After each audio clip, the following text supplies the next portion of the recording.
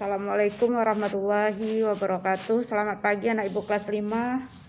Apa kabar? Mudah-mudahan anak ibu di rumah berada dalam keadaan sehat walafiat. Dan hari ini hari Selasa tanggal 10 November 2020. Anak ibu, kita pagi ini masih diberi nikmat kesehatan oleh Allah. Mudah-mudahan anak ibu juga bisa menerima pelajaran dengan baik. Baiklah anak ibu, sebelum kita mulai pelajaran kita pada pagi hari ini, mari kita kembali berdoa kepada Allah. Mudah-mudahan anak ibu bisa memahami pelajaran dengan baik. Berdoa mulai. A'udzu billahi minasyaitonir rajim. Bismillahirrahmanirrahim. Raditu billahi rabba wa bil islami dina wabil Muhammadin nabiyya wa rasula Rabbi zidni ilma warzuqni fahma. Amin. Anak ibu, sebelum kita lanjut pelajaran kita, jangan lupa ibu tetap mengingatkan tentang protokol kesehatan. Mudah-mudahan anak ibu di rumah jaga kebersihan, jaga jarak, jangan lupa cuci tangan dan jauhi keramaian, serta jangan lupa pakai masker jika keluar rumah. Baiklah anak ibu, pada minggu kemarin kita sudah belajar tentang kisah Nabi Daud. Ada anak ibu baca di rumah? Nabi Daud itu dari keturunan Bani Israel. Kemarin udah dibaca, udah ibu kirimkan bacaannya atau kisah Nabi Daudnya. Anak ibu jangan lupa baca-baca di rumah karena kita bulan Desember akan melaksanakan ujian semester. Jadi anak ibu, Nabi Daud itu adalah keturunan dari Nabi Israel, Bani Israel, dan keturunan ke-13 dari Nabi Ibrahim. Jangan lupa Nabi Daud juga menerima kitab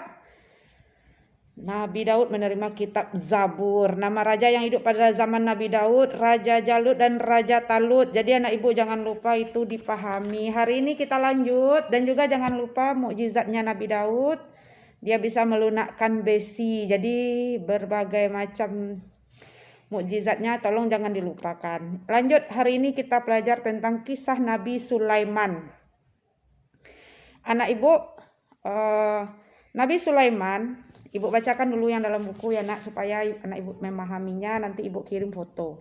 Nabi Sulaiman alaihi salam adalah putra dari Nabi Daud. Jadi kemarin kita belajar Nabi Daud. Jadi Nabi Daud itu adalah ayah dari Nabi Sulaiman. Jadi ada hubungannya pelajaran kita hari Selasa kemarin dengan hari ini. Jadi pelajaran hari ini Nabi Sulaiman. Jadi Nabi Sulaiman ini adalah anak dari Nabi Daud. Jadi Nabi Daud ayah dari Nabi Sulaiman. Tolong ingat-ingat. Nabi Sulaiman ayahnya bernama Nabi Daud. Setelah Nabi Daud wafat, maka Nabi Sulaiman menggantikannya. Mukjizat Nabi Sulaiman yang paling terkenal adalah dia dapat memerintah bukan hanya manusia, melainkan juga kepada hewan, angin, dan jin. Jadi kelebihan Nabi Sulaiman ini dibanding ayahnya Nabi Daud, dia bisa memerintah bukan hanya memerintah manusia saja, tetapi dia juga bisa memerintah hewan, angin, dan jin. Nabi Sulaiman dapat menjadikan angin bertiup atas perintahnya ke tempat yang ia kehendaki. Dia pinginnya angin itu bertiup ke arah utara. Angin, kamu bertiup ke arah utara, maka angin bertiup ke arah utara. Jadi Nabi Sulaiman bisa mengomando atau bisa memerintah kemana dia pingin arah angin itu berada. Jadi itu kelebihan atau mukjizatnya Nabi Sulaiman.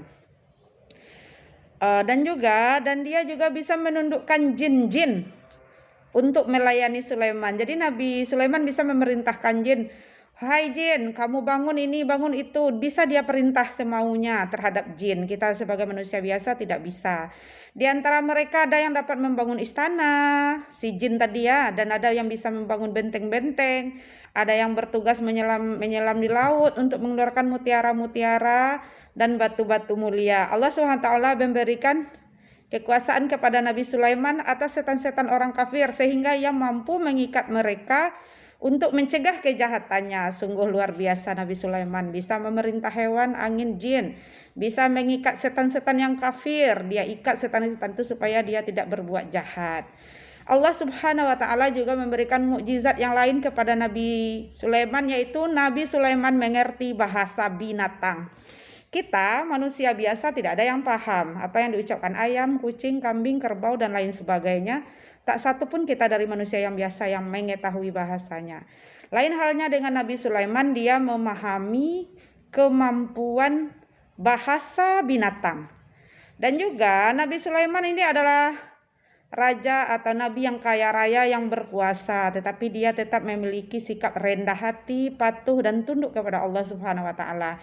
Kisah Nabi Sulaiman ini terdapat dalam Al-Qur'an surah An-Naml ayat 15 sampai 44. Dan doa Nabi Sulaiman yang dikabulkan oleh Allah, dia tidak seorang pun yang memiliki kerajaan yang kaya raya seperti kerajaan Nabi Sulaiman. Hanya Nabi Sulaiman lah yang memiliki kerajaan yang luar biasa. Jadi anak ibu, hari ini pelajaran kita tentang Nabi Sulaiman. Siapa itu Nabi Sulaiman? Apa hubungannya dengan Nabi Daud? Anak ibu sudah tahu.